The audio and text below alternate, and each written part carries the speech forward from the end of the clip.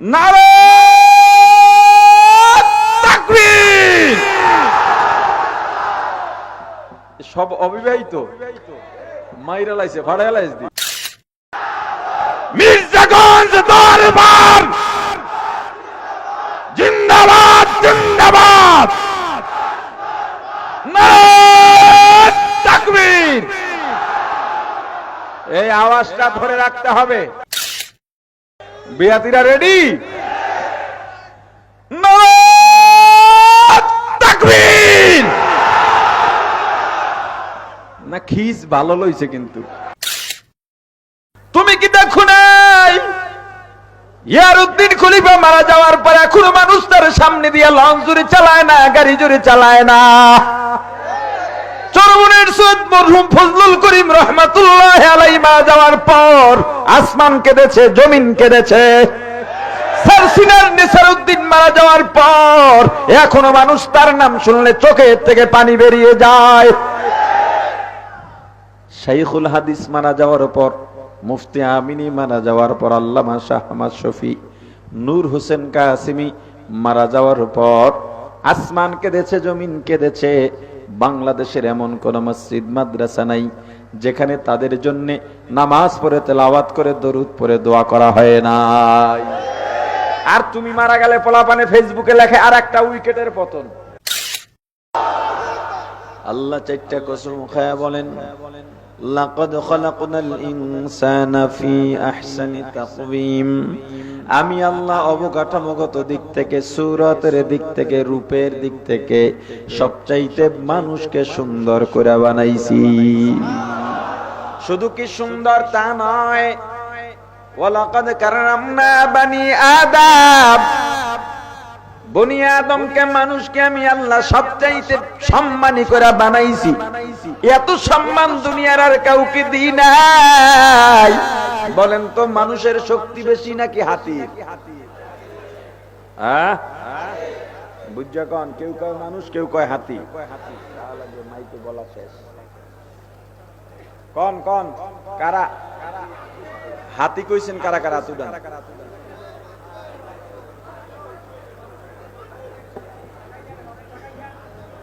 না না ওইটাই ঠিক আছে। আচ্ছা ঠিক আছে। কই আতুডান হাতি কইছেন কারা কারা?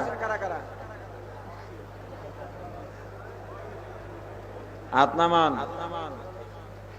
এরা আগে আমার ওয়াজন সেল লেগে আতুডাইছে। মানুষ কইছেন কারা? হেরা আতুডান বুঝে উড়াইছেন। এখন যদি 5টা হাতি ছাইড়ে দিয়ে এই মানুষগুলা যা আছেন পারবেন? এত বাহাদুরি দেখেন না। একটা হাতির গায়ে 100-200 মানুষের শক্তি আছে। আবেগে খালি কাজ করে না বুঝছা। মানুষের শক্তি কেমনে হয়? হাতির থেকে মানুষের শক্তি কেমনে হয়? কিন্তু 10-12 বছরের একটা ছেলে হাতির পিঠে উঠে চান্দাবাজি করে, দোকানের সামনে যায়, চা দোকানের সামনে গেল, পান দোকানের সামনে গেল, হাতির শু বাড়ায় দিছে। দোকানদার 10 টাকা দিছে। উপর থেকে বাচ্চাটার পায়ের বৃদ্ধাঙ্গুল দিয়া কানের গোড়ায় খোঁচা দিছে। সঙ্গে সঙ্গে হাতি টাকাটা ছুঁড়ে মারছে। দোকানদার ডাক দিয়া বলে, বাবা আমি গরিব মানুষ, বেচা কিনাই বা কি হয়, 10 টাকা দিতেই তো আমার কষ্ট। পোলায় বাম্পায়ের বৃদ্ধাঙ্গুলি দিয়ে আবার হাতির কানের গোড়ায় খোঁচা দেয়। এবার হাতি টাকা নিয়ে আসে। এই যে হাতি ছোট বাচ্চার পায়ের বৃদ্ধাঙ্গুলির খোঁচায় ওঠে বসে, টাকা নেয়, ছুঁড়ে মারে। কেন? ভয় পাইয়া। শক্তি বেশি। কি লেগা? সম্মান। কথা বলে না। কিসের জন্যে? বাঘ মানুষকে ভয় পায়, সিংহ মানুষকে ভয় পায়, কুমির মানুষকে ভয় পায়, সাপ মানুষকে ভয় পায়। এটা শক্তির কারণে নয়। ওয়ালাকাদ কাররামনা বানি আদম। সম্মান। আমি বাবাকে ভয় পাই কেন? আমার বাবা হিংস্র এজন্য নাকি সম্মান?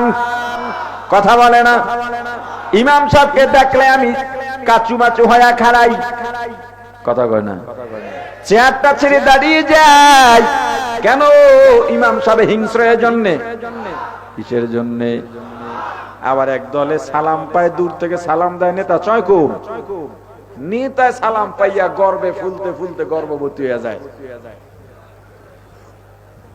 আর মনে করে আহারে আমারে কত মানুষ সালাম দেয়। তুমি জানো না, যখন লোকটা সালাম দিয়া তোমাকে ক্রস করে নিরাপদ দূরত্বে গিয়া দাঁড়ায়, তোমার দিকে ফিরা শালা বইলা গালি দেয়। জীবনটাকে সুন্দরভাবে গড়াও। কেমন জীবন তুমি গড়াইছো, কেমন জীবন? সত্য মিথ্যা জানি না, শুনেছি ইয়ারউদ্দিন খলিফার কবরের সামনে দিয়া যখন নদী দিয়া লঞ্চ যায়, স্লো করে যায়। এটা কি সত্য? তুমি কেমন জীবন গড়াইলা? তোমাকে দেইখা সাধারণ মানুষ দরজা বন্ধ করে আল্লাহর দরবারে দোয়া করে, আল্লাহ এত মানুষ মরে, এইটারে কি চোখে দেখো না? কি জীবন তোমার বলো তো? আমি একটা কথা প্রায় সময় বলে থাকি, যেই নদীতে জোয়ার আসে ওই নদীতে ভাটাও লাগে। জোয়ার দেখে তুমি জোয়ারের আগে পটকা নাচা নাই না, কারণ মনে রাখবা জোয়ার আছে ভাটাও লাগবে। তুমি যদি বুদ্ধিমান হও, জোয়ারের সময় পানি হাতের নাগালে থাকে, ওই সময় পানি সংরক্ষণ করো, কারণ যখন ভাটা লাগবে পানি তোমার হাতের নাগালে থাকবে না। তখন তুমি যখন ভাটা লাগবে জোয়ারের সময় সংরক্ষিত পানি দিয়া পানির অভাব পূরণ করবা। তোমার ক্ষমতার জোয়ার চলতেছে, ভাটা লাগবেই নিশ্চিত। তোমার টাকার জোয়ার চলতেছে, ভাটা লাগবেই নিশ্চিত। তোমার জনপ্রিয়তার জোয়ার চলতেছে, ভাটা লাগবেই নিশ্চিত। তোমার সম্মানের জোয়ার চলতেছে, ভাটা লাগবেই নিশ্চিত। অতএব তুমি যদি বুদ্ধিমান হও, তোমার ক্ষমতা, তোমার টাকা, তোমার প্রতিপত্তি, জনপ্রিয়তা ভিত্তি করে, পুঁজি করে এমন কিছু কাজ করো যার দ্বারা তোমার ক্ষমতা, টাকা পয়সা চলে গেল এলাকা থেকে পালিয়ে যেতে না হয়। এমন জীবন করিও গঠন, মরিলে হাসিবে তুমি, কাঁদিবে ভুবন। এমন জীবন করিও না গঠন, মরিলে কাঁদিবে তুমি, হাসিবে ভুবন। তুমি মারা গেলে মানুষজন মিষ্টি বিলায় কি লেগা? এই কি জীবন করাইছো? কাইফা তাকফুরুনা বিল্লাহ, সাবধান। তুমি কি দেখো নাই ইয়ারউদ্দিন খলিফা মারা যাওয়ার পর এখনো মানুষ তার সামনে দিয়ে লঞ্চ জুড়ে চালায় না, গাড়ি জুড়ে চালায় না। চরমনের সৈয়দ মরহুম ফজলুল করিম রহমাতুল্লাহ আলাইহি মারা যাওয়ার পর আসমান কেঁদেছে, জমিন কেঁদেছে। স্যার সিনার নিসারউদ্দিন মারা যাওয়ার পর এখনো মানুষ তার নাম শুনলে চোখের থেকে পানি বেরিয়ে যায়। শাইখুল হাদিস মারা যাওয়ার পর, মুফতি আমিনী মারা যাওয়ার পর, আল্লামা শাহ আহমদ শফি, নূর হোসেন কাসিমি মারা যাওয়ার পর আসমান কেঁদেছে, জমিন কেঁদেছে। বাংলাদেশের এমন কোন মসজিদ মাদ্রাসা নাই যেখানে তাদের জন্য নামাজ পড়ে, তেলাওয়াত করে, দরুদ পড়ে দোয়া করা হয় না। আর তুমি মারা গেলে পোলাপানে ফেসবুকে লেখে আর একটা উইকেটের পতন। কি জীবন তোমার এটা? जिंदजान दुनिया में हो, दुनिया का तलबगार नहीं हो। दुनिया में हो, दुनिया का तलबगार नहीं हो। दुनिया में हो, दुनिया का तलबगार नहीं हो। बाजार से गुजर हो, खरीदार नहीं हो। बाजार से गुजर हो, खरीदार नहीं हो। जागाजी लगाने के दुनिया नहीं है, ये इबरत की जाहे तमाशा नहीं है। ये इबरत की जाहे तमाशा नहीं है। এত উন্নত চিকিৎসা করার পরেও জহুরুল হক দুনিয়াতে বাঁচতে পারে নাই। আওয়ামী লীগের দাপুরি সেক্রেটারি আব্দুল জলিল বাঁচতে পারে নাই। রাষ্ট্রপতি জিল্লুর রহমান বাঁচতে পারে নাই। বিএনপির আব্দুল মান্নান ভুইয়া, দেলোয়ার হোসেন বাঁচতে পারে নাই। ও মুসলমান, তুমিও বাঁচতে পারবা না। অতএব আল্লাহ এত সুন্দর করে এত নিয়ামত দিয়া দুনিয়ার মধ্যে পাঠাইছেন, এরপরেও কাইফা তাকফুরুনা বিল্লাহ, আল্লাহর সঙ্গে কিভাবে কুফরি করো, নাফরমানি করো। তবে ভুলে যেও না, সুম্মা ইউমিতুকুম, আবার তোমাদের মৃত্যু হবে, মরা লাগবে। মরা লাগবে কিনা আওয়াজ দিয়া বলেন, আরো জোরে কোন। এই মরাটাই শেষ নয়, সুম্মা ইউহয়িকুম, আবার তোমাদের জীবিত করা হবে। ওই জীবিত করেও তোমাদেরকে তোমাদের মতো ছেড়ে দেওয়া হবে না। সুম্মা ইলাইহি তুরজাউন, যেই আল্লাহর কাছ থেকে আমরা আসছি, আল্লাহর কাঠগড়ায় যাওয়া লাগবে। যৌবন আসার পর থেকে, বালেগা হওয়ার পর থেকে যত আয় করছো, আয়ের খাতগুলো কি? যত ব্যয় করছো, ব্যয়ের খাতগুলো কি? যৌবন কোথায় খরচ করেছ? সম্মান ক্ষমতা কোথায় খরচ করেছ? আমি আল্লাহ হাত দিয়েছিলাম, হাতে শক্তি দিয়েছিলাম, আমার হাতের শক্তি কোথায় ব্যয় করছো? আমার চোখ দিয়া কোথায় তাকাইছো? আমার কান দিয়া কি শুনছো? এগুলোর হিসাব না দিয়া এক কদমও নড়া যাবে না। এই আয়াতের মাধ্যমে মানুষের তিনটা জীবনের প্রমাণ পাওয়া যায়। কয়টা? আওয়াজ সবাই বলেন, মানুষের জীবন কয়টা? মানুষের জীবন কয়টা? মুখস্থ করেন, মানুষের জীবন কয়টা? এক নম্বরে কুনতুম আমওয়াতা, দুনিয়াতে আসার আগের জীবন, যার নাম রূহ জগতের জীবন। মানুষের জীবন কয়টা? এক নাম্বার রূহ জগৎ, এক নাম্বার বলেন। দুই নাম্বার ফাআহইয়াকুম, এই দুনিয়ার জীবন, দুই নাম্বার বলেন। তিন নাম্বার সুম্মা ইউমিতুকুম সুম্মা ইউহয়িকুম সুম্মা ইলাইহি তুরজাউন, পরকালের জীবন। কয়টা জীবন হলো? এক। বলেন, আপনারা বিরক্ত? রহমতের বাগান এটা, জুব জুব করে রহমত পড়তেছে, আমরা দেখি না। আলহামদুলিল্লাহ বলেন। এই রহমতের বাগানে বসে থাকা ক্ষমতা দিয়াও হয় না, টাকা দিয়াও হয় না। কথা বলেন। আল্লাহ আমাদের কবুল করছেন, খুশি না বেজার? কথা কয় না? আওয়াজ দিয়া বলেন আলহামদুলিল্লাহ। সবাই বলেন আলহামদুলিল্লাহ। আপনারা ক্লান্ত? এটা প্রতিযোগিতা হোক। কথা কয় না? বিয়া করো না কারা? হাত উঠাও। একটু দাঁড়াও তো, তোমরা দাঁড়াও তো, এটা খেলা দেখাই। দাঁড়াও, সবাই তো কত খেলা দেখায়, আমি একটা খেলা দেখাই।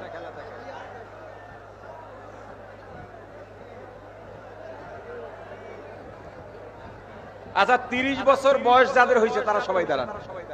30 বছর পর্যন্ত বয়স না, বইছেন না আপনারা, বইছেন না।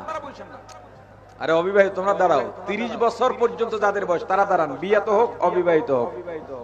30 বছর পর্যন্ত কাদের বয়স তারা দাঁড়ান। ইসলামের বিজয় কেমনে আসবে এর একটা পূর্বাভাস আপনাদেরকে আমি বলে দিচ্ছি। ইসলামের বিজয় কেমনে আসবে? আগে যুবকরা যাত্রা, নাচ, গান, নাটক, সার্কাসের আয়োজন করত। কথা বলেন। আজকে এই ময়দানে যুবক তো 40 বছর পর্যন্ত, আমি 30 বছর পর্যন্ত দাঁড় করাইছি।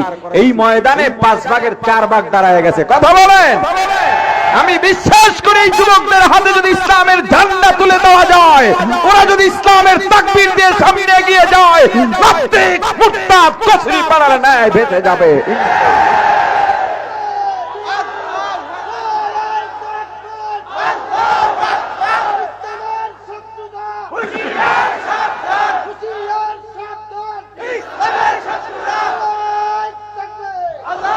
এই যুবকদের কাছে আমার একটা নিবেদন থাকবে, তোমরা যেই যেই এলাকার হও, প্রত্যেক এলাকায় 10-20 জন করে গ্রুপ করবা।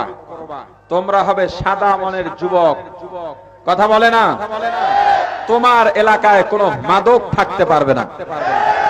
পুলিশের ধারদারি না, প্রশাসনের ধারদারি না, চেয়ারম্যান মেম্বারের ধারদারি না, তবে তাদের সহযোগিতা নেব, তাদেরকে সহযোগিতা করব।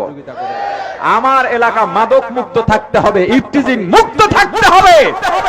আমি বিশ্বাস করি যুবকরা যদি দাঁড়িয়ে যায়, যুবকরা যদি প্রতিষ্ঠিত হয়ে যায়, বাজারের এক মাথার থেকে ঘোষণা দেবে আগামীকাল আমাদের বাজারে আযান থেকে শুরু করে নামাজ শেষ হওয়ার আগ পর্যন্ত কোন দোকান খোলা থাকবে না, কোন দোকানে টিভি চলবে না, এই এলাকায় মাদক থাকবে না, সবগুলো গুটিয়ে পালাতে বাধ্য হবে। যুবক ঠিক তো দেশ ঠিক। কথা বলে না? রাজি সবাই? যারা বইয়া রইছে আমাকে মুরব্বীরা, এরা কি করবেন? যুবকরা কাজ করবে আর আপনারা বিরোধিতা করবেন। রেডি তো? কথা কয় না? না সহযোগিতা করবেন? বসেন, আলহামদুলিল্লাহ বলে বসেন। আপনারা খুশি না বেজার? আর একটা প্রতিযোগিতা দেবো, অবিবাহিতরা আবার একটু হাত উঠাও। আমি একটা স্লোগান দেব, তোমরা স্লোগান ধরবা যাতে মির্জাগঞ্জ না পটুয়াখালী ভেদ করে স্লোগানের আওয়াজ পৌঁছে যায়। প্রস্তুত তো? দেখমু বিয়াতিরা ফার্স্ট না অবিবাহিতরা ফার্স্ট? হাত নামাও। যারা বিয়া করছো, শুধু বিয়া করো নাই, শুধু তারা স্লোগানটা ধরবা, যারা বিয়া করছেন তারা ধরেন না। ঠিক আছে? নারে তাকবীর! সব অবিবাহিত মাইরা লাইছে, ফাড়াইয়া লাইছে। বিয়াতিরা রেডি? এই আওয়াজ দিয়া কাম হইতো না। বিয়াতিরা রেডি? তাকবীর! না খিস ভালো লইছে কিন্তু। এবার সবাই মিলে একটা স্লোগান তুলবো। কথা বলে না? তাকবীর! নারায়ে তাকবীর! কোরআন সুন্নাহর আলো, মির্জাগঞ্জ দরবার জিন্দাবাদ, জিন্দাবাদ! নারায়ে তাকবীর! এই আওয়াজটা ধরে রাখতে হবে। পারা যাবে? কথা কয় না? চিল্লাই আমি দুর্বল, আপনি মিয়া? হ্যাঁ, আলহামদুলিল্লাহ বলেন। আর একটা কাজ করাতে চাই আপনাদের দিয়ে। আমাদের দেশে দলাদলি কম না বেশি? মারামারি কম না বেশি? আমি আজকে হৃদয় থেকে চাইবো এই লক্ষ লক্ষ মানুষের মাঝে 2 দিন ব্যাপী তাফসীরুল কোরআন মাহফিল এই দরবারে বহু বছর পর্যন্ত হয়ে আসছে সুনামের সঙ্গে। এখানের প্রশাসন সবাই সহযোগিতা করতেছে আপনাদেরকে, এটা শুনে বেশি ভালো লাগছে। আমার কাছে আরো 3 বছর 4 বছর আগে ধারাবাহিক 3 বছর ইওনো ফোন দিছে আমার কাছে, ধারাবাহিক। আমি একবারও সময় দিতে পারিনি। এবার কোন টিওনো ফোন দেয় না। আনসারুল্লাহ ভাই গেছিলেন চরমনাই মাহফিলে, সেই অগ্রহায়ণে দেখা করতে। ওই সময় তারিখ আমি দিয়ে দিছি মির্জাগঞ্জের কথা শুনে। আজকে দিল থেকে আপনাদেরকে একটা আবদার করব, অন্তত আপনার জায়গা থেকে, আমি আমার জায়গা থেকে দল নিয়া, মত নিয়া, ফেরকা নিয়া, তরিকা নিয়া আর কোনো মারামারি ঝগড়া ফাসাদ করব না। রাজি সবাই? আমি ভুল পথে আসতেছি না তো? হ্যাঁ, আমি ঠিক জায়গায় আছি তো? দল নিয়া, মত নিয়া, ফেরকা নিয়া, তরিকা নিয়া মারামারি, ঝগড়া ফাসাদ, হিংসা হিংসি কিচ্ছু থাকবে না। তুমি আওয়ামী লীগ করো তোমার ব্যাপার, বিএনপি করো তোমার ব্যাপার, পীরের মুরিদ হও তোমার ব্যাপার, তবলিগ করো তোমার ব্যাপার, জামাত করো তোমার ব্যাপার, চরমনাই করো তোমার ব্যাপার, হেফাজত করো তোমার ব্যাপার। কিন্তু এগুলো নিয়ে কি করা যাবে না? তুমি ভোটের সময় ভোট কেন্দ্রে গিয়া যারে মন চায় ভোট দাও, তোমার ঈমান যেমন ভোটও হবে তেমন, আল্লাহর দ্বারা হিসাবও তেমন। কিন্তু যখন রাসূলের ইজ্জতে আঘাত আসবে, ইসলামের উপরে আঘাত আসবে, কোরআনের উপরে আঘাত আসবে, তখন আওয়ামী লীগ, বিএনপি বুঝি না, তবলিগ, চরমনাই বুঝি না, ফেরকা আর তরিকা বুঝি না, দলমত বুঝি না, দল ভুলে মত ভুলে যদি মুসলমান দাবি করো, ঐক্যবদ্ধ হয়ে শিশারা প্রাচীরের নয়, শক্ত হয়ে বাতিলের বিরুদ্ধে ঐক্য করে তুলতে হবে, ঐক্য করে তুলতে হবে।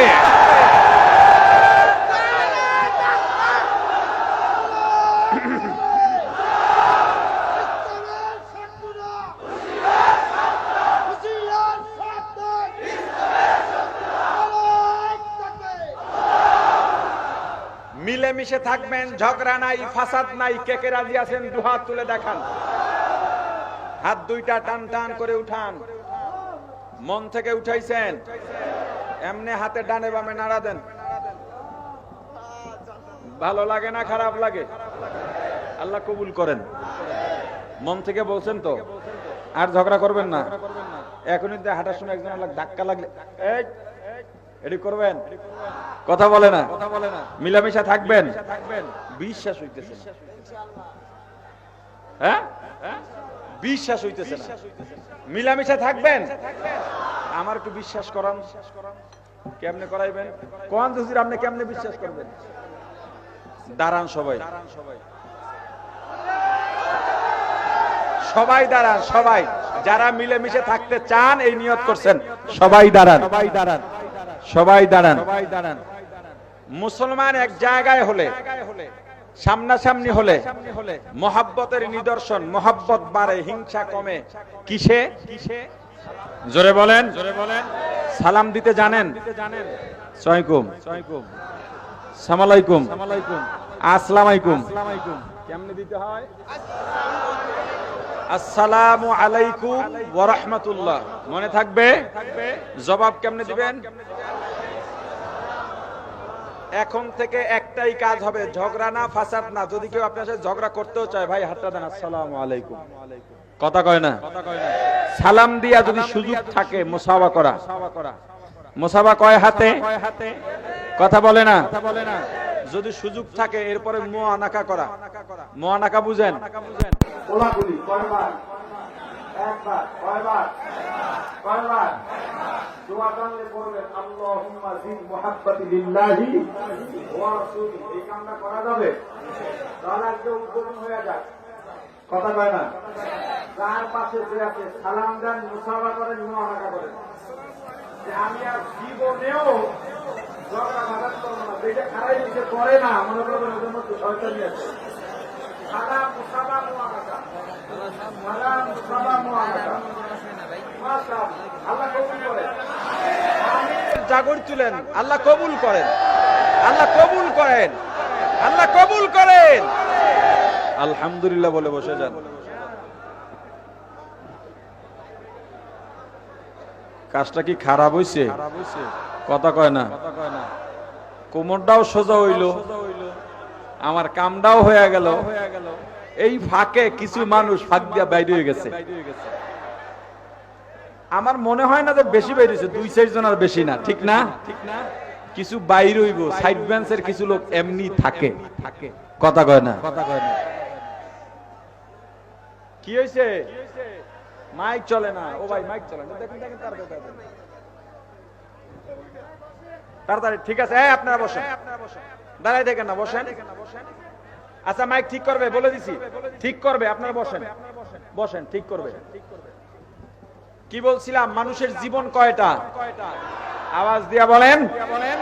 1 নাম্বার, 2 নাম্বার, 3 নাম্বার। 1 নাম্বার রূহ জগৎ, 2 নাম্বার দুনিয়া, 3 নাম্বার পরকালের জীবন। মানুষের জীবন কয়টা? এই 3টা জীবনের মধ্যে গুরুত্বপূর্ণ 2টা বড় বড় প্রশ্ন আছে। প্রশ্নগুলো খুঁজি না, তালাশও করি না, প্রশ্নই তো জানি না। 2 প্রশ্নের 1 নাম্বার প্রশ্ন, আল্লাহ রূহ জগৎ থেকে কেন দুনিয়ার মধ্যে পাঠাইছেন?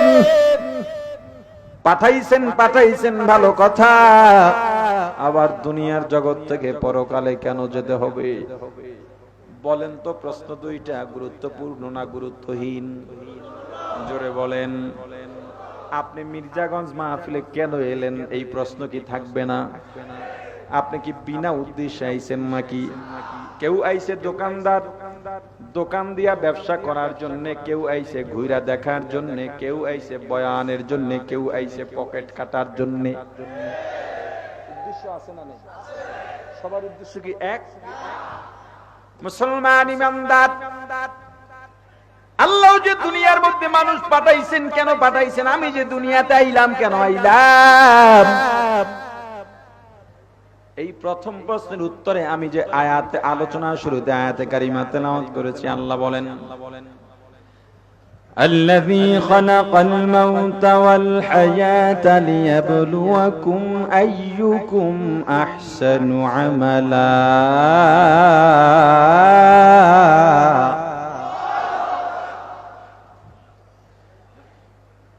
الذي خلق الموت والحياة ليبلوكم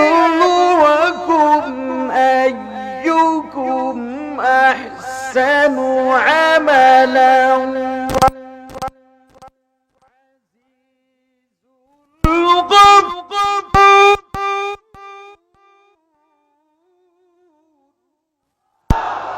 আল্লাহ বলেন আমি আল্লাহ দুইটা কারণে মানুষ দুনিয়াতে পাঠাইছি, রূহ জগৎ থেকে দুনিয়ার জগতে পাঠাইছি। কয়টা কারণ?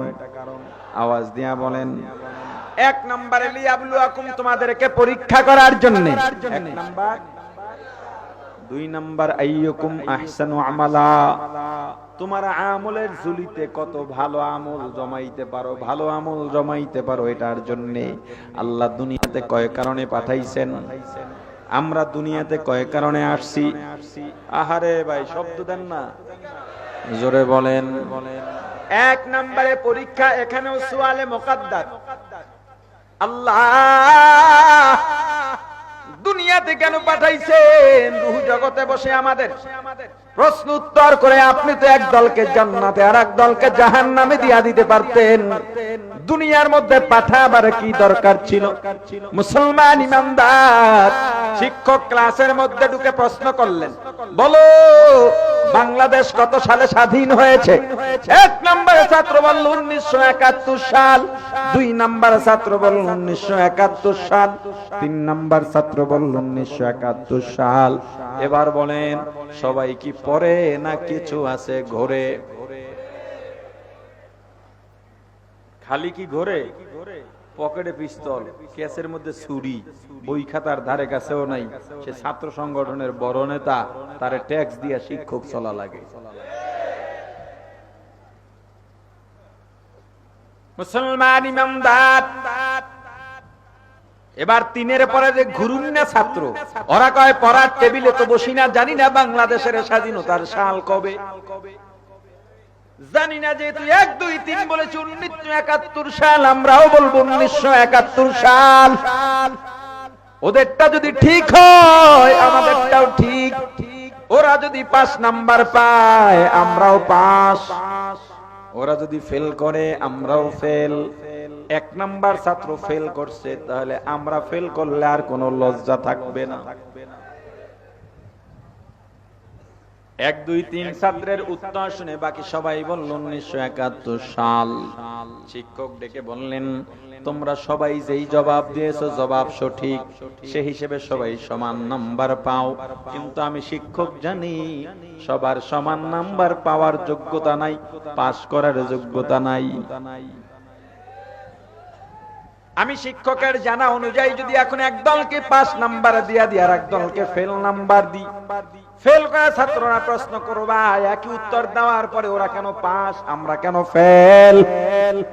আমি প্রশ্নের সম্মুখীন হতে চাই না।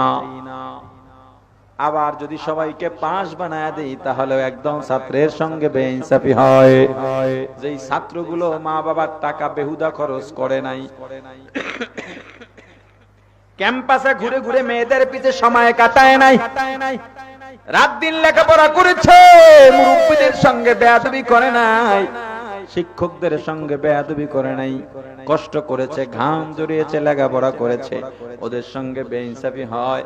আমি একজন শিক্ষক হইয়া বেইনসাফি করতে পারি না, আমি ইনসাফ করতে চাই। অতএব তোমরা যদি যোগ্যতা যাচাই করতে চাও, ক্লাসরুম হবে না, আলাদা একটা জায়গায় যাওয়া লাগবে। ওই জায়গাটা নির্ধারণ করব আমি, জায়গায় কতক্ষণ থাকবা নির্ধারণ করব আমি, জায়গাটার নাম হবে পরীক্ষার হল। পরীক্ষার হল কোথায় হবে জায়গাটা নির্ধারণ করব আমি। পরীক্ষার হলে কখন ঢুকবা কখন বের হইবা নির্ধারণ করব আমি। সবকিছু আমার, একটা জিনিস থাকবে তোমাদের, আমি যেমন ক্লাসে ঢুকলে ব্যাট নিয়ে ঢুকি, লাঠি নিয়ে ঢুকি, লাঠি নিয়ে ঢুকবো না, ব্যাট নিয়ে ঢুকবো না। পড়া না পারলে, হাতের লেখা না দিতে পারলে, ভুল হইলে ব্যাপরাঘাত করি, কান ধরায়া উঠবাস করি, জরিমানা করি, খানা বন্ধ করে দিই। না না, এগুলো পরীক্ষার হলে হবে না। পরীক্ষার হলে স্বাধীনতা দেওয়া হবে। ইচ্ছা করলে তুমি প্রশ্নের উত্তর দিতে পারবা, ইচ্ছা করলে প্রশ্নের উত্তর না দিয়া বউয়ের কাছে চিঠিও লিখতে পারবা। মন চায় তুমি গরুর গল্প লিখতে পারো, কুমিরের গল্প লিখতে পারো, বাধা দেওয়া হবে না, বেত্রাঘাত করা হবে না, কান ধরাইয়া উঠবস করানো হবে না। তবে মনে রাখো, পরীক্ষার হলে স্বাধীনতা পাইয়া প্রশ্নের উত্তর না দিয়া যদি বউয়ের কাছে চিঠি লেখো, 3 মাস পরে যখন রেজাল্ট বের হবে, 14 গোষ্ঠী কান্নাকাটি কইরাও ফল 5 নাম্বার পাওয়া যাবে না। আল্লাহ বললেন, বান্দা, আল্লাহ রূহ জগৎকে ক্লাসরুম বানায়া আপনাকে আমাকে সারা পৃথিবীর আগত অনাগত রূহকে এক জায়গায় করে ছাত্র বানাইয়া আল্লাহ নিজে শিক্ষক হইয়া প্রশ্ন করেছিলেন, আলাস্তু বিরাব্বিকুম, বলো আমি তোমাদের রব কিনা? আমরা সবাই বলেছিলাম বালা, আপনি আমাদের রব। তবে সবাই একসাথে বলি নাই। রাহমাতুল লিল আলামিন, সাইয়্যিদুল মুরসালিন, ইমামুল মুরসালিন, খাতামুন নবিয়্যিন, শাফিউল মুজনিবিন, উম্মতের কান্ডারি, মানবতার মুক্তির দূত সাইয়্যিদুনা মুহাম্মাদুর রাসূলুল্লাহ সাল্লাল্লাহু আলাইহি ওয়াসাল্লাম 1 নম্বরে ছাত্র হয়ে জবাব দিলেন, বালা, আপনি আমাদের রব। 2 নাম্বার ছাত্র হইয়া সারা দুনিয়ার আম্বিয়া ইকরাম আলাইহিমুস সালাম বলেছেন, বালা, আপনি আমাদের রব। 3 নাম্বার ছাত্র হইয়া সারা দুনিয়ার মুমিন মুকাররাবিন আল্লাহ ওয়ালারা বলেছেন, বালা, আপনি আমাদের রব। ফেরাউন বলছে বালা, কারুন, নমরুদ, হামান, আবু জাহেল, আবু লাহাব, উতবা সাহেবা এরাও বলছে বালা। আবু জাহেল, ফেরাউন যে বলছে আল্লাহ আপনি আমাদের রব, শুনে না যোগ্যতায় কথা কয় না। আল্লাহ ডেকে বলেন, রূহ জগৎ, তোমরা যে প্রশ্নের জবাব দিয়েছো, প্রশ্নের জবাব সঠিক, কিন্তু আমি আল্লাহ জানি সবাই সঠিক উত্তর দেওয়ার যোগ্যতা রাখো না, সবাই জান্নাতে যাওয়ার যোগ্যতাও নাই। এখন যদি আমার ইলম অনুযায়ী, জানা অনুযায়ী একদলকে জাহান্নামে দিয়া দি আর একদলকে জান্নাতে দিয়া দি, জাহান্নামীরা অভিযোগ করবা একই উত্তর দিয়া একদল কেন জান্নাতে আর একদল কেন জাহান্নামে? আমি দিয়া দিলে তোমাদের কিচ্ছু করার নাই, কারণ ক্ষমতা আমার। কিন্তু আজীবন প্রশ্নের অভিযোগের আঙুল তুলে থাকবা, এই আঙুল তুলতে আমি দেব না। আবার যদি তোমাদের সবাইকে প্রশ্নের উত্তর অনুযায়ী জান্নাতের মধ্যে দিয়া দি, তাহলে আমার একদল বান্দার সঙ্গে বড় বেইনসাফি হয়। আমার একদল বান্দা যারা দুনিয়ায় গিয়া আরামায় সে জীবন বানাইতে পারতো, গড়াইতে পারতো, গড়ায় নাই।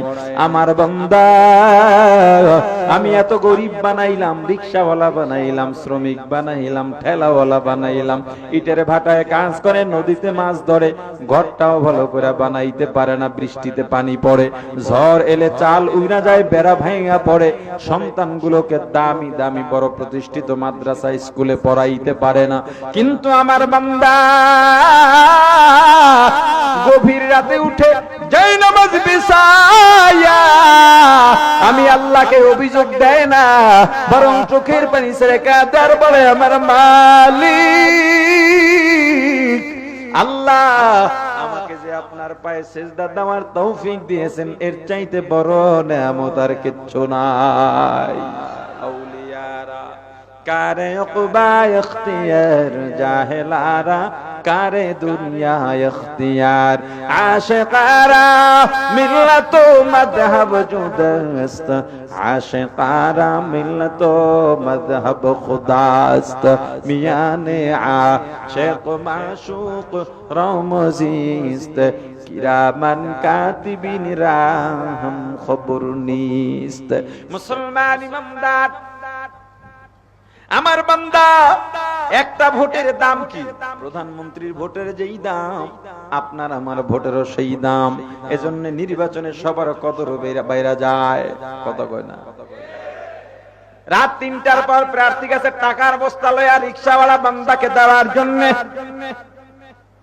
ইমান কেনার জন্য কয় আমার এই বারকায় ভোট দিবা।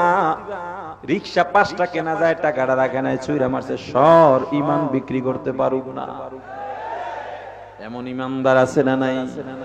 আওয়াজ দিয়া বলেন। সব যায় যাক, ইমান ত্যাগ করতে পারবো না।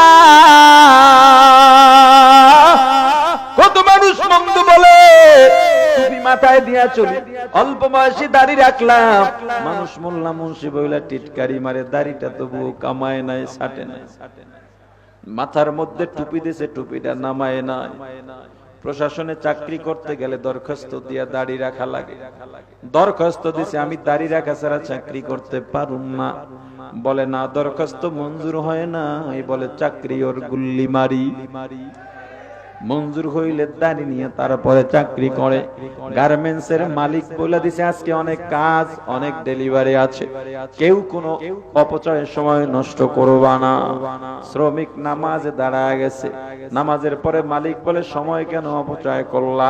কয় তোর চাকরির গুল্লি মারি, এই চাকরি আমার লাগবে না, যে এই চাকরিতে নামাজ পড়া যায় না।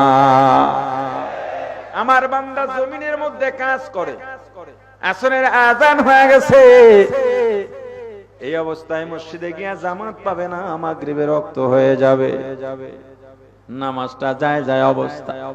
আমার বান্দা কোমরের থেকে গামছাটা খুলে ওই জমিনের মধ্যে আইলের উপরে, সীমানার উপরে দাঁড়ায়া নামাজটা পড়ে নিচ্ছে। গভীর রাতে আমি আল্লাহর দরবারে কাঁদে আর বলি, রে মালিক, গরিব বানাইছো, কিচ্ছু করার নাই। আল্লাহ, আজকে আসরের নামাজ জামাত সারা জমিনের মধ্যে পড়ছি, আল্লাহ রাগ কইরেন না। আমার দিলের খবর তো আল্লাহ আপনি জানেন। আমার দিল কেউ না দেখলেও আপনি দেখেন রে আল্লাহ। আমার দিল কেমন, আমার আমল কেমন, আমার নিয়ত কেমন আপনি তো জানেন আল্লাহ। আমি জমিনের দাঁড়াইয়া নামাজ পড়ছি, আমার মনটা মসজিদের জামাতে পইরা রইছিল। আল্লাহ, এরপর আপনি আমার থেকে মুখ ফিরে নিয়েন না, মুখ ফিরে নিয়েন না। দুনিয়ার সবাই যদি আমার দিক থেকে মুখ ফিরায় নেয়, আমার কোনো আফসোস নাই, কিন্তু আপনি যদি মুখ ফিরে নেন, আমার যাওয়ার জায়গা নাই। সকলেরই দরজা হইতে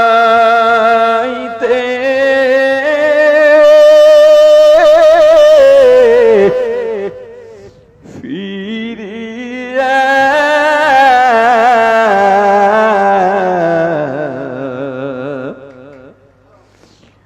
আপনারও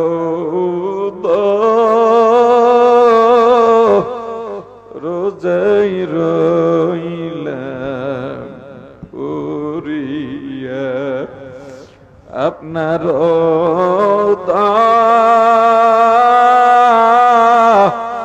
রোজাই রইলাম পুরিয়া। আপনি যদি মাফ না করে বান্দারে,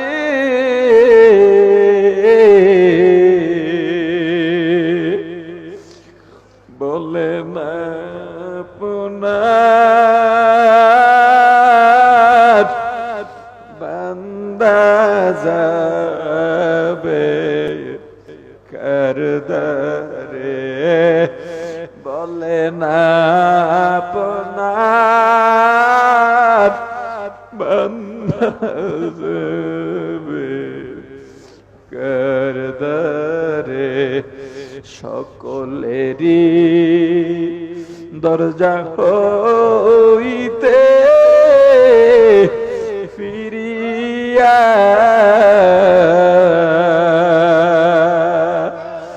আপনার রোজাই রইলা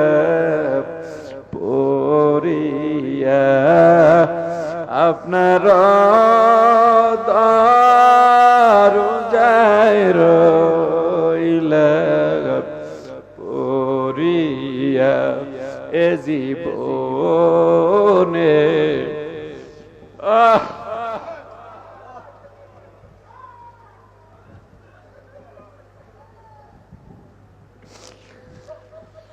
না করিলাম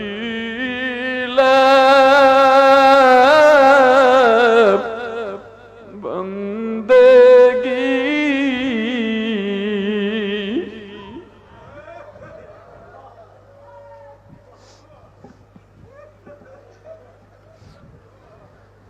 গুনাহ করে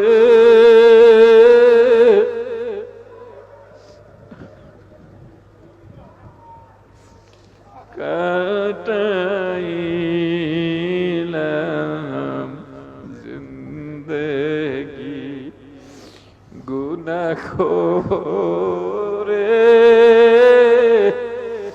কাটাইলাম জিন্দেগি। আমার বান্দা রিকশা চালায়, আমি আল্লাহ পরীক্ষা করার জন্য আমার বান্দার দিক থেকে প্যাসেঞ্জারের মন আমি ঘুরায় দিলাম। সারাদিন আমার বান্দা দাঁড়ায় রয়েছে, একটা প্যাসেঞ্জারও আসে নাই। ওদিকে সন্তানগুলো অপেক্ষা করতেছে, আব্বু আসবে চকলেট নিয়ে, আইসক্রিম নিয়ে।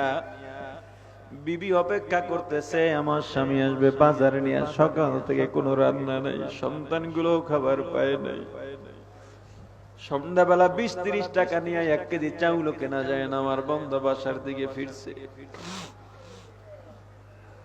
বাড়ির ভিতরে ঢোকার সঙ্গে সঙ্গে সন্তানগুলো দৌড়ে আব্বুরে জড়ায় ধরে, আব্বু কি আনছো? পকেটে হাত দিয়ে দেখে পকেটটা খালি, একটা চকলেটও নাই। সন্তানগুলো হাউমাউ করে কাঁদে আর বাবাকে জড়ায় ধরছে, আব্বু কি আনছো, কি আনছো? তোমার পকেটে কেন কিচ্ছু নাই? বাবা সন্তানকে কোনো সান্ত্বনাই দিতে পারে নাই, বিবির সামনে গিয়ে দাঁড়াইছে। বিবি হাতের দিকে তাকায় দেখে কোনো বাজার নাই, চেহারাটা মলিন হয়ে গেছে, মুখটা মলিন হয়ে গেছে। বলে আপনি কি কিছুই আনেন নাই? বলে আজকে তৌফিক হয় নাই আমার, আল্লাহ আজকে কপালে রিজিক রাখেন নাই। বিবির মনটাও খারাপ, সন্তানদের মনও খারাপ,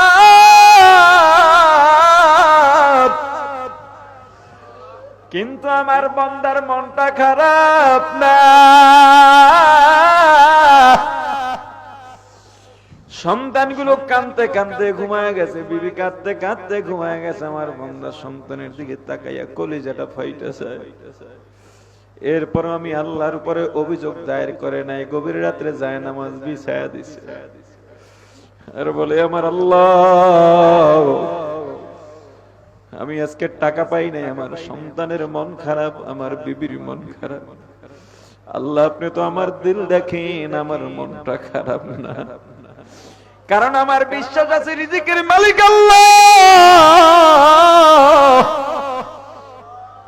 আমার বান্দা আমি আল্লাহর দরবারে দোয়া করে চোখের পানি ছেড়ে কাঁদে, তবু আমার বান্দা অভিযোগ দায়ের করায় নাই। আমি যদি এখন ঢালাও ভাবে সবাইকে জান্নাতে দিয়া দিই, তাহলে আমার ওই বান্দাগুলার সঙ্গে বড় বেইনসাফি হয়। অতএব রূহ জগৎ না, এভাবে যোগ্যতা যাচাই হবে না। যোগ্যতা যদি যাচাই করতে চাও, এই রূহ জগৎ নামক ক্লাসরুমে হবে না, আলাদা একটা জায়গা লাগবে। ওই জায়গার নাম হবে পরীক্ষার হল। পরীক্ষার হল নির্ধারণ করব আমি আল্লাহ। পরীক্ষার হল বানায়া দিলাম দুনিয়া।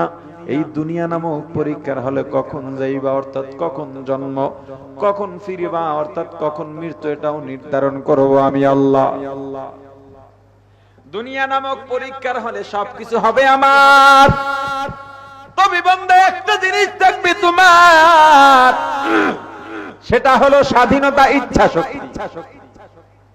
আল্লাহ 9টা কসম খায়া বলেন, ফাআলহামাহা ফুজুরাহা ওয়া তাকওয়াহা। বান্দা বান্দা চাইলে গুনাহ করতে পারো, নেক করতে পারো, ইচ্ছা শক্তি দিয়া দিলাম, স্বাধীনতা দিয়া দিলাম। তুমি গুনাহ করলেও আমি আল্লাহ বাধা দেব না, তুমি নেক করলেও আমি আল্লাহ তোমাকে বাধা দেব না।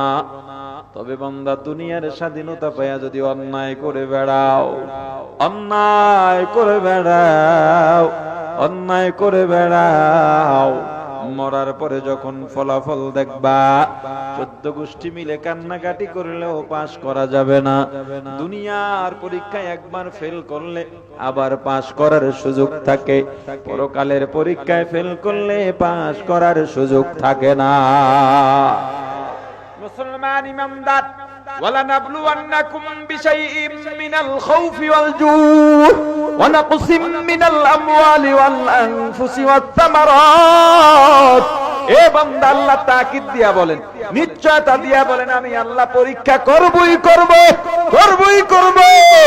অনেকগুলো জিনিস দেয়া, তার মধ্যে ভয়, ক্ষুধা, সন্তানের মৃত্যু, মা বাবার মৃত্যু, অসুস্থতা, ফল ফুলের বাগানের লোকসান, ব্যবসার লোকসান দিয়া বিভিন্ন ভাবে আল্লাহ পরীক্ষা করবেন। এই দুনিয়াটা পরীক্ষার হল, পরীক্ষার হলে 3 ঘন্টা সময় অপচয় করা যায় না।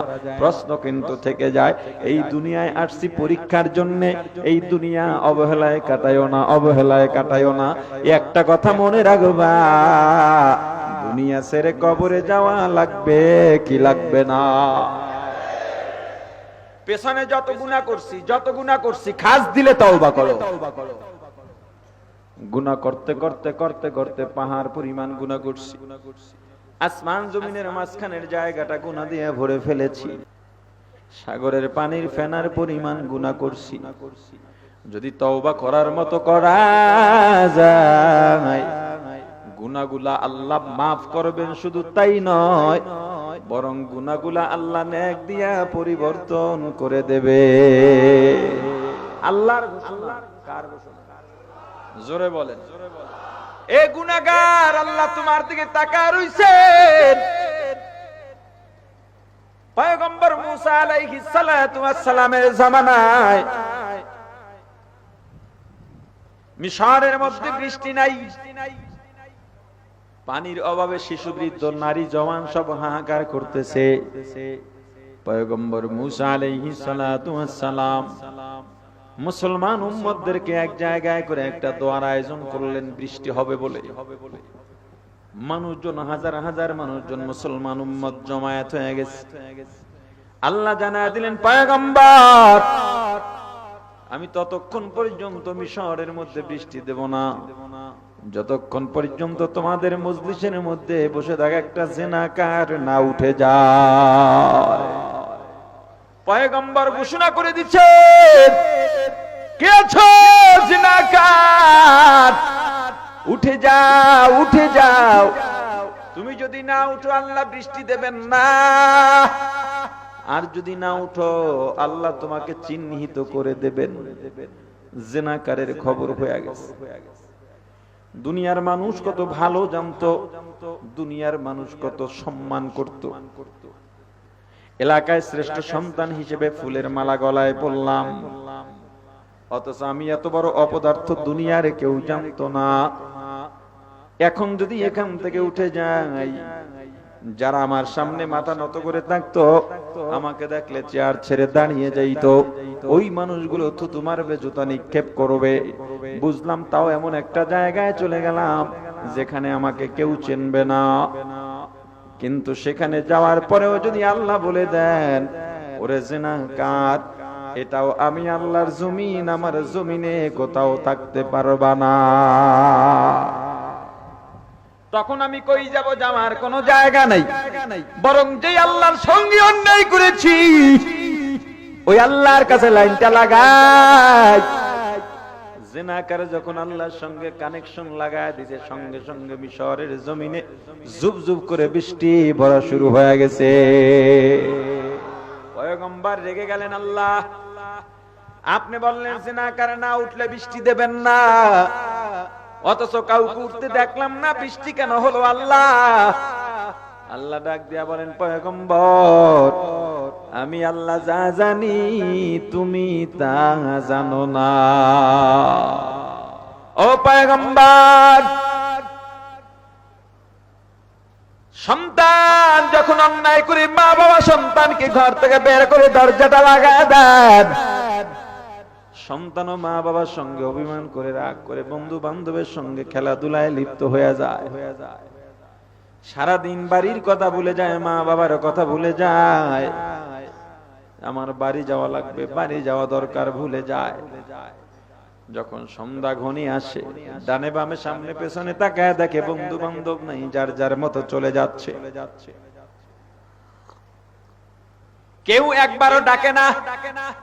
সন্তান তখন বুঝতে পারছে এরা আসলে আমার কেউ আপন নয়। আপন যদি হইতো সন্ধ্যা হয়ে গেছে, জঙ্গল থেকে হিংস্র প্রাণী বের হবে, ওরা আসলে আমাকে খেলাধুলার স্বার্থে ব্যবহার করছে, ওরা কেউ আমার আপন নয়। আসলে আপন যদি হয় আমার মা বাবাই আমার আপন। আমার যদি ফিরে যেতে হয় মা বাবার কাছেই যাওয়া উচিত। আর দেরি করে না, এক দৌড় দিয়া বাড়িতে চলে গেছে, গিয়া দেখে দরজাটা ভিতর থেকে লাগানো, জোরে একটা ধাক্কা দিছে, সন্ধ্যা হয়ে গেছে, বাঘ বের হবে, হিংস্র ভাল্লুক বের হবে, সিংহ বের হবে। দরজা জোরে ধাক্কায়, একদিকে পেছনে ভয় আর একদিকে দরজা বন্ধ, এই লোকের চাই কঠিন অবস্থায় আর কেউ নাই।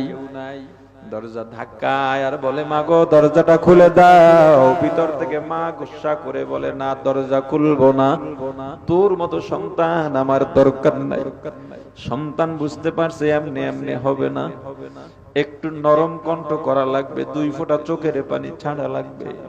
কারণ আমি জানি আমার চোখের পানি আমার মা সহ্য করতে পারবেন না।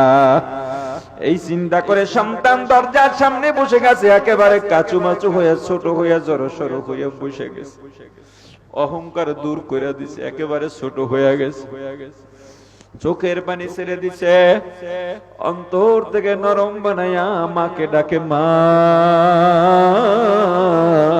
ও মা দরজাটা খোলো। ছোট্ট ছোট্ট করে দরজার মধ্যে নক করে, মা আমার যে অসহায় আর কেউ নাই,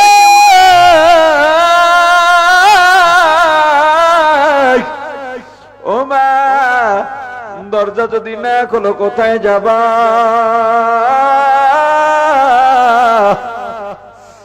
মাগা আর ভুল করবো না, ভুল করছি, বুঝি নাই, বুঝি নাই। ও মা যদি মারো তবু তোমরাই আমার আপন, দরজা বন্ধ করে যদি আটকায়া পিটাও তবুও তোমরাই আমার আপন, হাতে পায়ে রশি লাগায়া যদি টানায়া রাখো তবুও তোমরাই আমার আপন। বুঝছি আগে বুঝি নাই, ও মা দরজাটা খোলো। চোখের পানিতে বুকটা ভাসায় দিছে, দরজাটা খোলো, দরজা খোলো। মায়ের কলিজায় টান মারছে, কিন্তু অভিমানে দরজা খুলে না, বইসা রইছে। বাহিরে সন্তান কাঁদে, ভিতরে মা কাঁদে। সন্তান হঠাৎ করে বলে আম্মু,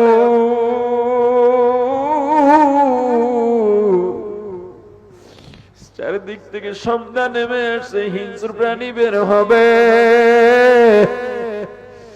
তোমার সন্তানকে যদি হিংস্র প্রাণী নিয়ে যায় রে মা,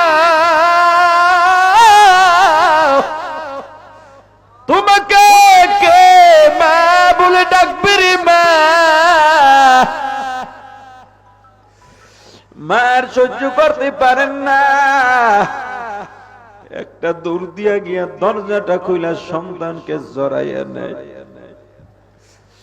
সন্তানের গায়ের ধুলাবালো গুলো মা নিজ হাতে মুছাইয়া দেন, আর ডেকে ডেকে বলে রে বাবা, তোরে যদি হিংস্র প্রাণী নিয়ে যায় রে বাবা, বল আমি কাকে নিয়ে থাকবো রে বাবা? সকালে বের হয়ে গেছো নাস্তা নিয়ে, তোর জন্য অপেক্ষা করছি, তুই আসো নাই, আমি নাস্তা করি নাই। দুপুরে তোর বাবা আর আমি তোর জন্য খানা নিয়ে অপেক্ষা করছি, তুই আসো নাই, আমিও খাই নাই, তোর বাবাও খান নাই। আসরের সময় আমার মনটা ভালো না, তোর বাবাকে ডেকে বললাম, স্বামী গো আমার মনটা ভালো না, আমার কলিজার টুকরা সন্তান কই, আমার সন্তানকে একটু এনে দেন। তোর বাবা রাস্তায় গিয়ে একবার ডান দিকে দৌড় দেয় আর একবার বাম দিকে দৌড় দেয়, তোর নাম ধরে ধরে ডাকে। আমি বাড়ির দরজায় গিয়া গাছের আড়ালে দাঁড়াইয়া তোকে খুঁজি, সূর্যাস্তের আগে আগে তোর বাবা আমাকে সে আটটা দূরে ঘরের মধ্যে নিয়া ডাক দিয়া বলে, বিবি যেই সন্তানের জন্য সকালে অপেক্ষা করলাম কিন্তু আইলো না, দুপুরে আসরে অপেক্ষা করছি আসে নাই, এখন বাইরে গিয়া ডাকলাম তবু আমার ছেলে আসলো না, এমন সন্তানের দরকার নাই, অন্য সন্তানদের মা বাবা ডাক শুনে শান্তি থাকবো, এমন সময় তুই আইসা যখন দরজার মধ্যে ধাক্কা দিছো, ধাক্কাটা আমার কলিজায় লেগে গেছে। কিন্তু বাবা অভিমানে আমি দরজা খুলি নাই রে বাবা। তুই এত দেরি কেন করলি, মাকে এত কষ্ট কেন দিলি, তোর মা কি কষ্ট পায় না? তোর জন্য তোর মা খায় নাই, বারবার দরজা দিয়া জানালা দিয়া বাইরের দিকে উকি দিয়েছে, কত আশা নিয়ে উকি দিছি কিন্তু তোকে দেখি নাই রে বাবা। ওরে পয়গম্বর, দুনিয়ার মায়েদের যত মায়া, বান্দার প্রতি আমি আল্লাহর মায়া কি তার চাইতে কম? বরং সারা দুনিয়ার যত জাতের মা আছে ওদের মায়া যদি এক জায়গায় করা হয়, বান্দার প্রতি আমি আল্লাহর মায়া তার চাইতে কোটি কোটি গুণে বেশি। ওরে পয়গম্বর, জিনাকার আমি আল্লাহর রহমতের দরজার সামনে বসে গেছে, আমি আল্লাহর দরজায় নক করে আর আমি আল্লাহকে ডাকে, আল্লাহ আল্লাহ আল্লাহ আল্লাহ, ভুল করছি আর করব না আল্লাহ, আমি ভুল করলেও তো আমি আপনার গোলাম, আপনি আমার মাবুদ। আল্লাহ, আমি যদি জাহান্নামে দিয়া দেন তবু আমি আপনার গোলাম, আপনি আমার মাবুদ। আল্লাহ, বুঝি নাই বুঝি নাই বুঝি নাই বুঝি নাই বুঝি নাই বুঝি নাই, আল্লাহ আমারে মাফ করে দেন। আমি কইছি না হবে না, যা দূরে যা, আমি তোরে পছন্দ করি না। ওরে বান্দা, আমি আল্লাহ তোকে কত দয়া করছি, মায়া করছি, সারা রাত তুই ঘুমাও, সারাদিন কাজ করো, ক্লান্ত হয়ে যাও, আমি আল্লাহ রাত্র দিলাম বিশ্রামের জন্য, অথচ আমি আল্লাহ গভীর রাত উইটা প্রথম আসমানে আইসা তোরে ডাকি, আয় আয় আয় আয়, এ বান্দা তোর কি লাগবে আমাকে বল। কিন্তু বান্দা তোরে ডেকে আমি তাহাজ্জুদে পাই নাই, ফজরে পাই নাই, আসর মাগরিব ইশা জোহরে পাই নাই, তোকে আমি তালিমে ডাকছি পাই নাই, মাহফিলে ডাকছি পাই নাই, তেলাওয়াতে ডাকছি পাই নাই, সাহারিতে ডাকছি পাই নাই, জিকিরে ডাকছি পাই নাই, আজকেও তুই আমাকে ডাকবি পাবি না, যা দূরে যা দূরে যা। কিন্তু পয়গম্বর, আমার বান্দা আমার দরজাটা ছাড়েই না ছাড়েই না ছাড়েই না, ডাকতেছে আল্লাহ আল্লাহ আল্লাহ আল্লাহ। এ আল্লাহরে ডাকলে আল্লাহ শোনেন কিনা? আওয়াজ দিয়া বলেন শোনেন কিনা? ওই আল্লাহকে আল্লাহ বইলা ডাকতে কি মজা লাগে না? আল্লাহকে মায়া লাগাই একটা ডাক দাও, আল্লাহ। আরো জোরে ডাক দাও, আল্লাহ।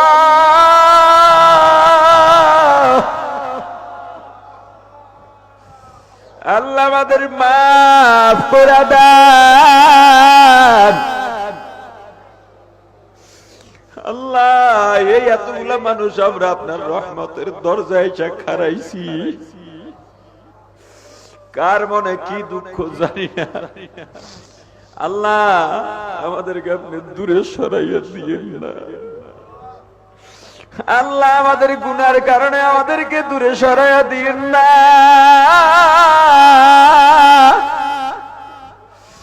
আল্লাহ। আমাদেরকে দূরে সরাইয়া দিয়েন না।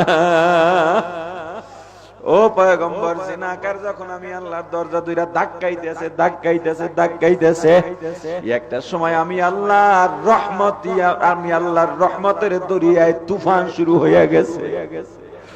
আমি আল্লাহর কুদরতি কদমের মধ্যে ধস মেরে গেছে রে বান্দা পয়গম্বর। আমি আল্লাহ রহমতের দরজাটা খুলা দিছি। মা যেমন ধুলা বালু মাখা সন্তানকে কোলে নিয়ে নিজ হাতে ধুলাগুলা পরিষ্কার করে দেয়, আমি আমার গুনাহগার বান্দাকে আমি আল্লাহর কুদরতি কোলে তুলিয়া ওর জীবনের গুনার ধুলাগুলা নিজ হাতে পরিষ্কার কইরা ওই গুনাহগুলা নেক দিয়া পরিবর্তন কইরা দিছি। ও পয়গম্বর, যেই জিনাকারের কারণে আমি আল্লাহ বৃষ্টি দিই নাই, আবার ওই জিনাকারের তওবার কারণে বৃষ্টি দিয়া দিছি। আল্লাহ আমাদের মাফ করেন, আল্লাহ আমাদের কবুল করেন। জোরে বলেন আমিন। আমি আপনাদের কাছে বেশি বেশি দোয়া চাই। সমালোচনা, মিথ্যা তোহমত, গীবতে একেবারে জর্জরিত বানায় ফেলাইছে। তাদের জন্য বদদোয়া করি না, একটা কথাই চিন্তা করি, আমার রাসূলকে যারা কষ্ট দিচ্ছে, আমার রাসূল তাদের জন্য বদদোয়া করে নাই। এমন এক তোহমত জীবনে কল্পনাও করি নাই। রাত 3টার সময় মুরব্বির সামনে গিয়ে হাঁটু গাইরা বসছি, হুজুর ঘটনা এইটা যদি আমার অন্যায় হয় আমাকে দৌড়া মারেন, আমার যদি অন্যায় আমাকে কতল করে ফেলেন, আর নিতে পারি না। সব ঘটনা শোনার পর বলে, এখানে তো তোমার অন্যায় তেমন দেখি না।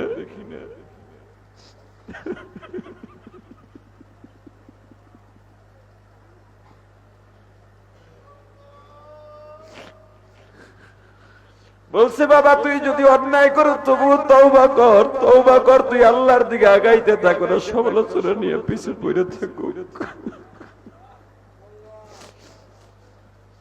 আমার কেউ নাই, বলারও কেউ নাই, আল্লাহ আপনার কাছে বলি, এই লক্ষ লক্ষ মানুষের মাঝে কি একটাও আপনার পছন্দের মানুষ নাই?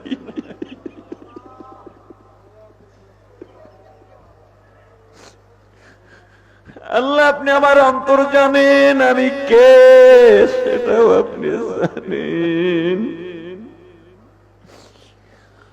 আল্লাহ আমার বারাত আর সাবেত করব না, আমার পবিত্রতা প্রকাশ করব না। আল্লাহ আপনি তো সবকিছু দেখেন, সবকিছু জানেন। কষ্টে কষ্টে শেষ হয়ে যাইতেছি। আল্লাহ যদি অন্যায় কইরাই থাকি, এতগুলা মানুষ দোয়া করতেছে, আপনি কবুল করে নেন। আপনাদের হাতে পায়ে ধরে দোয়া চাই, আল্লাহ যেন ধৈর্য বাড়াইয়া দেন, আল্লাহ ধৈর্য বাড়াইয়া দেন, ইখলাস বাড়াইয়া দেন, তাকওয়া বাড়াইয়া দেন।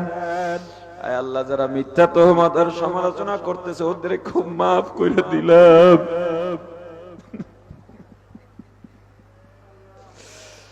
আল্লাহ যত বিপদ সামনে এসে দাঁড়াইছে আপনি সহজ সমাধান করে দেন। আপনি একটু সবাই আমিন বললে আল্লাহ কবুল করবেন। আল্লাহ তো ফিরাইয়া দেওয়ার না, আল্লাহ তো ফিরাইয়া দেন না।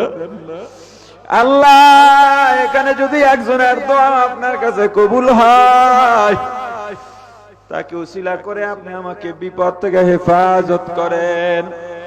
আয় আল্লাহ, ভুল প্রচার শুনে যারা আমার প্রতি ঘৃণা পোষণ হয়েছে, ঘৃণা তৈরি হয়েছে, ঘৃণাকে ভালোবাসায় রূপান্তরিত করে দেন। আয় আল্লাহ, আমাকে দ্বীনের পথে চলার তৌফিক দিয়া দেন। যতটুকু আলোচনা হয়েছে, আলোচনায় যত ভুল আমার পক্ষ থেকে, যত ভালো আল্লাহর পক্ষ থেকে, আমার ভুলগুলো শুধরাইয়া আল্লাহর ভালোগুলো গ্রহণ করার তৌফিক দান করেন।